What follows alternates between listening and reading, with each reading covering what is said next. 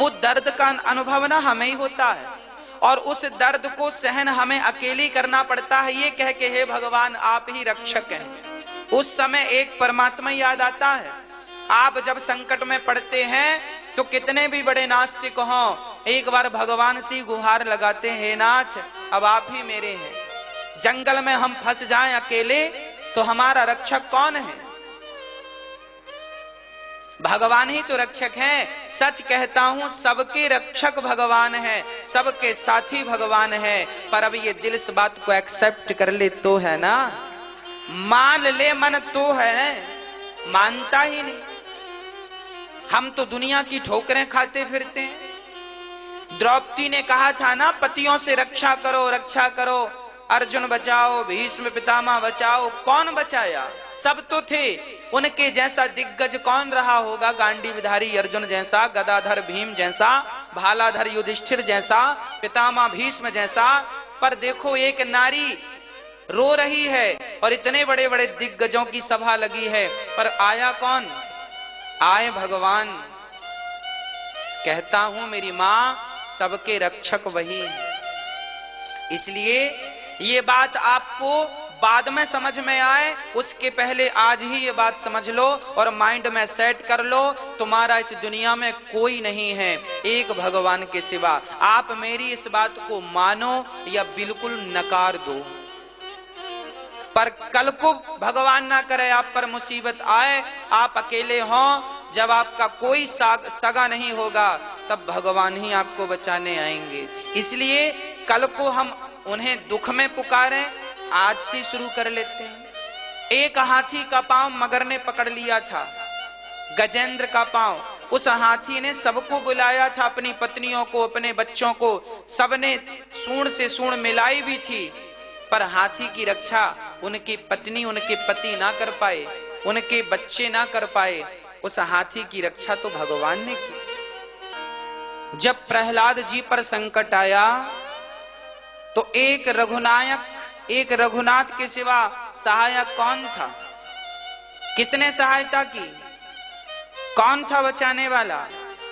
जब हम ये मानते हैं कि अंत में भगवान ही हमारे रक्षक हैं, तो फिर आखिरी में ही बुलाने से क्या फायदा? अभी से बुलाओ। आखिरी में ही बुलाए तब तो हम स्वार्थी कहलाएंगे कि लो मुसीबत आई तभी याद आई। कम से कम स्वार्थियों की लिस्ट में नाम तो नहीं आएगा।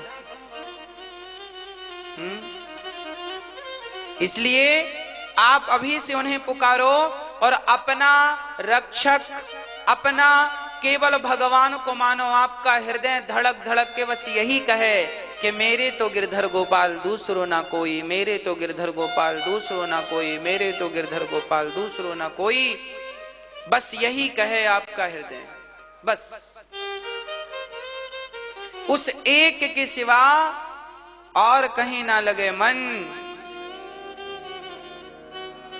गोपियां भी कहती हैं आशा रख आएंगे, गोपियों को भी इंतजार है, गोपियों को भी विश्वास है आएंगे वो,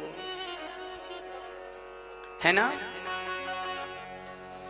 सारी गोपियां कह रही हैं, रोने लगी गोपियां।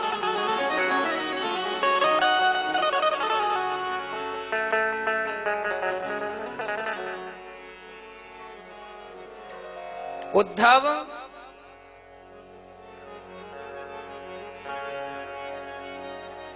मुझे विश्वास है वो आएंगे। उद्धव ने कहा ना वो नहीं आएंगे, मैं आया हूं उनका मित्र। उद्धव जी कह रहे हैं वो नहीं आएंगे और गोपियों का विश्वास कहता है कि वो आएंगे। ज्ञानी और प्रेमी दोनों में बहुत अंतर है। ज्ञानी सिर्फ बातें करने के लिए ज्ञानी है, जबकि प्रेमी उन बातों को चरितार्थ करके जीता है। ज्ञानी केवल ये कहता है भगवान सब जगह है, पर प्रेमी ये नहीं कहता कि भगवान सब जगह है, वो सब जगह भगवान को देखकर प्रैक्टिकल करता है। ज्ञानी केवल पढ़ता है, जबकि प्रेमी उसको प्रैक्टिकली चरितार्थ करता है।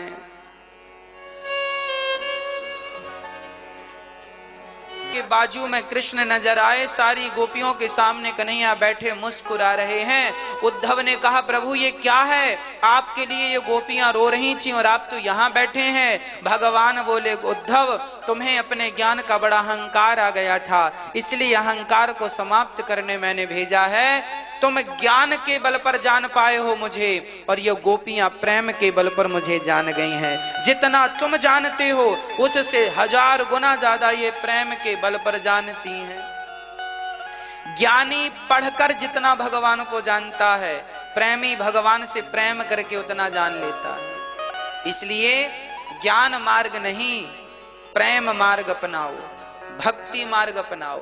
इसका अर्थ ये नहीं है कि पढ़ो लिखो नहीं, ज्ञान भी आवश्यक है, पर ज्ञान भी वही आवश्यक है जो ज्ञान भगवान की प्राप्ति करा दे, वही ज्ञान ज्ञान है।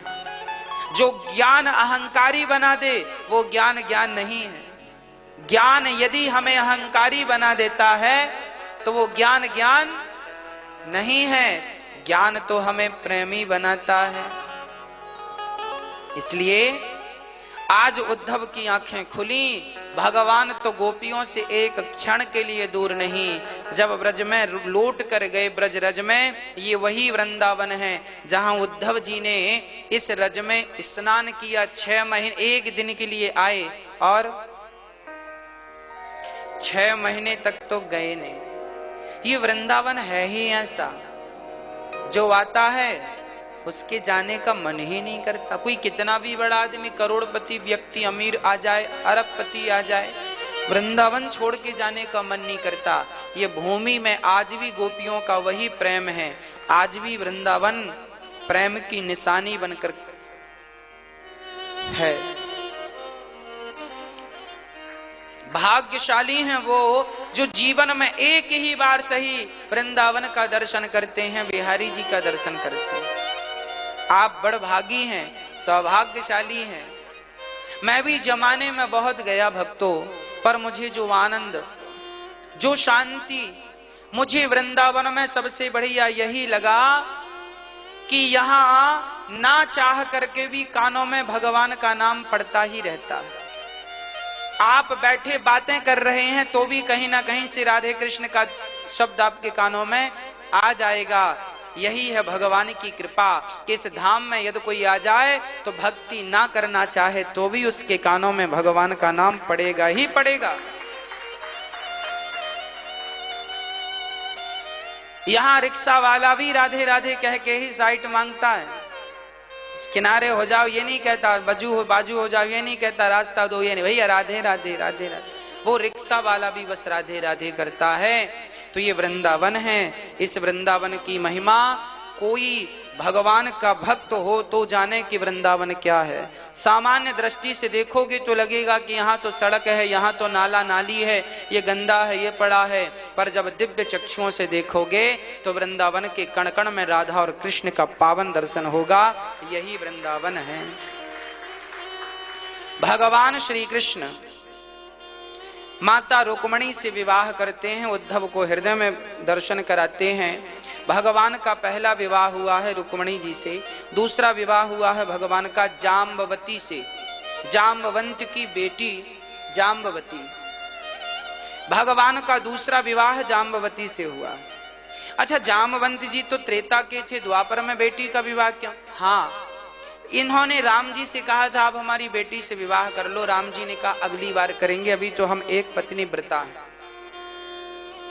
वही जाम्बवंत जी से भगवान ने विवाह किया। एक्चुअली हुआ क्या था कि भगवान के नगर में एक व्यक्ति रहता था, नाम था सत्राजित। उनके पास मणि थी। क्या थी उनके पास? मणि। वो मणि जो थी 100 किलो सोना रोज देती थी। 100 किलो सोना पाकर भला किसका भाग्य नहीं खुल जाएगा। अब वो धन पाकर इतने बौरा गए कि उन्हें अहंकार आ गया। भगवान ने कहा ये मणि हमें दे दो तो इससे प्रजा का उत्थान हो। उन्होंने नहीं दिया और वह मणि उनके भाई प्रसेन जंगल पहनकर चले गए। बब्बर शेर ने उन्हें मार डाला और ले जाकर मणि जामवंत जी ने शेर को मारकर मणि अपनी बेटी को दे दी। अब भगवान को झूठा कलंक लगा कि कृष्ण से लगता है कृष्ण ने मणि मांगी हमने नहीं दी, लगता है भाई को मारकर मणि चुरा ली। अब भगवान पर झूठे कलंक लगाए गए, भगवान पर कलंक आरोप प्रत्यारोप लगा, आपने मणि चुरा ली, आपने मणि हरण कर ली। क्या क्या ना कहा, क्या क्या ना कलंक लगा।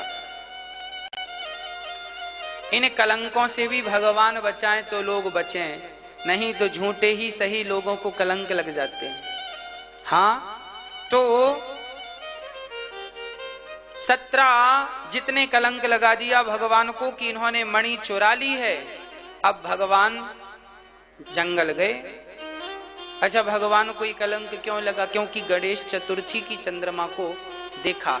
अच्छा, हम तो सीधी बात करें, जब हम कोई पाप करते हैं मेरी माँ, तो हमारे जीवन का वह पाप ही कलंक बन करके प्रकट हो जाता है। यदि जीवन में झूठा कलंक लगे तो परेशान होने की जरूरत नहीं है। हाँ, उस कलंक को आप सिद्ध करके बताइए कि भाई देखो बात ये नहीं, ये है सच्ची बात। कोशिश करिए कि वो सिद्ध हो सके आपकी सही बात। अच्छा, कई लोग स्वयं गलत होते हैं और अपने आप को सही साबित करने में लग जाते हैं। ऐसा नहीं करना चाहिए। यदि आप गलत हैं तो अपनी गलती स्वीकार कर लीजिए। गलती स्वीकार कर लेने से वो गलती क्षमा हो जाएगी, वो पाप तुरंत नष्ट हो जाएगा। और यदि आपने गलती की फिर भी आप उसको स्वीकार नहीं करते हैं और अपने आप को सच साबित करने की होड़ लगा रहे हैं, तो आप पाप ही करते जा रहे हैं। कहते हैं ना, एक गलती के लिए 1000 और गलतियां करनी पड़ती हैं। एक झूठ की यदि कोई रक्षा करे तो उसे एक झूठ की रक्षा में और 1000 झूठ बोलने।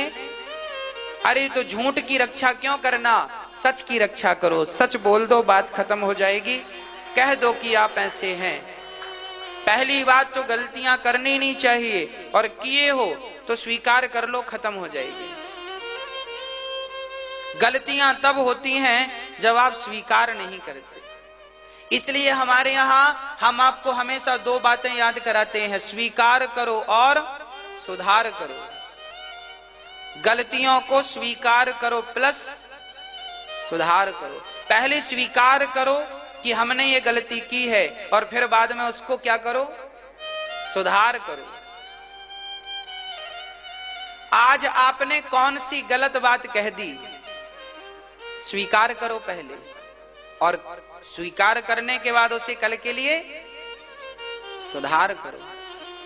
आपने अपनी सास से, ससुर से, पत्नी से, पति से, पुत्र से क्या गलत व्यवहार किया है, जो गलत व्यवहार किया है उसे स्वीकार करो। गलती आपकी है तो स्वीकार करो और उसे कल के लिए सुधार करो, बात खत्म। कई लोग गलती पर गलती करते जाते हैं और मानने को तैयार नहीं होते। ऐसे लोग घोर नरक में जाते हैं। आपकी गलती ना स्वीकार करने से भी आपको पाप लगता है। गलती स्वीकार ना करना भी एक पाप है मेरी मां। बात समझ में आ रही है? इसलिए गलतियों को क्या करो, गलतियां सबसे होती हैं, हमसे भी गलतियां होती हैं, बहुत सारी गलतियां हम करते हैं। पर जब हमें, अच्छा ये दास अनिरुद्ध की एक बात आपको बता दूं कि हमने जीवन में जो गलती एक बार की है उस गलती को दोबारा नहीं किया।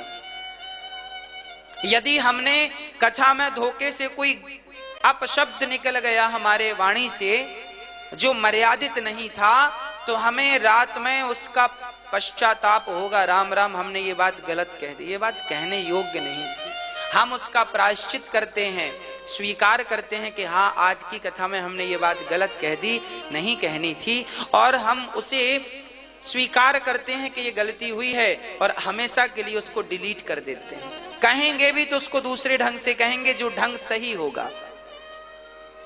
तो हम गलती करते हैं, व्यवहार जगत में भी गलती करते हैं, उसे स्वीकार करते हैं और सुधार करते हैं।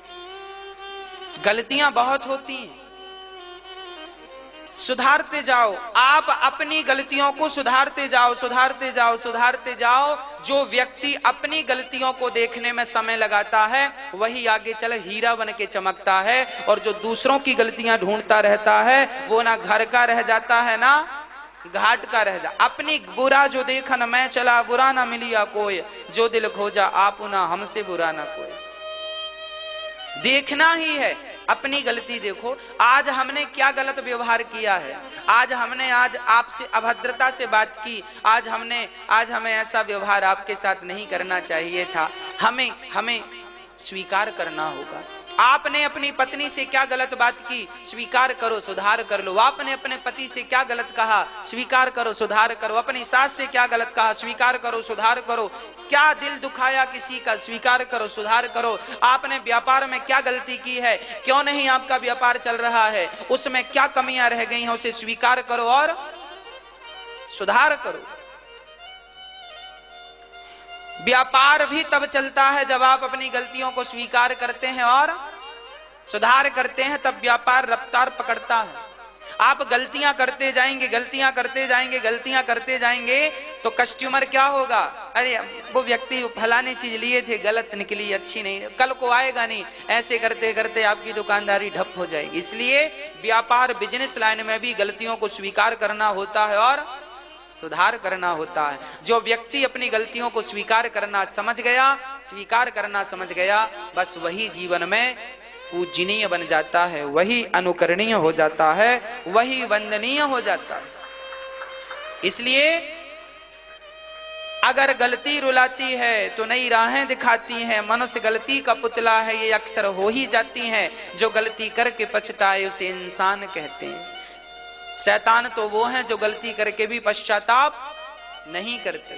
इसलिए स्वीकार करो, मेरी दो बातें याद कर लो, स्वीकार करो और स्वीकार करो और स्वीकार करो और सुधार करो। स्वीकार कीजिए कि गलती की है आपने और स्वीकार करके सुधार कर लीजिए, बात खत्म। इंसान बुरा नहीं होता, इंसान की गलतियां उसे बुरा बना देती हैं। आपकी बुराइयां चली गई तो आप तो अच्छे हैं। इसलिए इंसान से नफरत ना करो, इंसान के अंदर की बुराई को मिटाने का भरपूर प्रयास करो। उसकी बुराइयों से नफरत करनी चाहिए, उस व्यक्ति से नफरत नहीं करनी चाहिए। सदा सदा के लिए उन गलतियों को, उस बुराइयों को नष्ट करने के लिए आप भी प्रयास करें, हम भी प्रयास करें। व्यक्ति, लोग बुरे नहीं है भाई, लोग बुरे नहीं है, मनुष्य बुरा नहीं है। मनुष्य के भीतर जो कुसंग के कारण बुराइयां प्रवेश कर गई हैं वो बुरी है, उनका समाधान करना है, उन्हें दूर करना है, उनके लिए हमें और आपको काम करना है। आज हमारे बच्चों में जो गलत व्यवहार आचरण आ गया है, उन गलत आचरण, गलत व्यवहार को समाप्त करना है। बच्चों की गलतियां नहीं है, बच्चों की संगतों की गलतियां हैं। अक्सर मैं चरित्र के ऊपर बात किया करता हूं ताकि हमारे देश के नौजवान, मेरी बहनें, मेरे भाई चरित्रवान बन सकें और अपने चरित्र की रक्षा स्वयं कर सकें। आप अपने चरित्र को बचा गए, बचा पाए, बचाने में सफल रहे तो आप इस जीवन के, आप इस युग के सफल व्यक्ति हैं, सफल स्त्री हैं, सफल पुरुष हैं। और आप यदि चरित्र नहीं बचा पाए अपना तो आप सबसे असफल व्यक्ति हैं। आप कितना भी धन वैभव कमा लीजिए पर आप अपने चरित्र की रक्षा ना कर पाए, इसलिए आप असफल हो गए। कोशिश करिएगा कि आपका चरित्र बिल्कुल पत्थर की तरह हो, अडिग हो, तोड़ने से ना टूटे, हिलाने से ना हिले, ऐसा चरित्र होना चाहिए हम सबका। हमारी हर बहन का, हर बेटी का, हर भाई का, हर पुरुष का यही चरित्र हो, यही चरित्र हो। और इसी चरित्र की हम पूजा करते हैं। राम के सामने राम का चरित्र बिगाड़ने आई तो थी सूर्पनखा। क्या राम जी ने सूर्पनखा को देखा था? बोलो मेरी माँ। सीता के पास आया तो था रावण, क्या सीता ने रावण को देखा था? धन्य है वो राम। हम राम की पूजा क्यों करते हैं? क्योंकि ये दोनों पति पत्नी राम सीता हमें कुछ सिखाते हैं।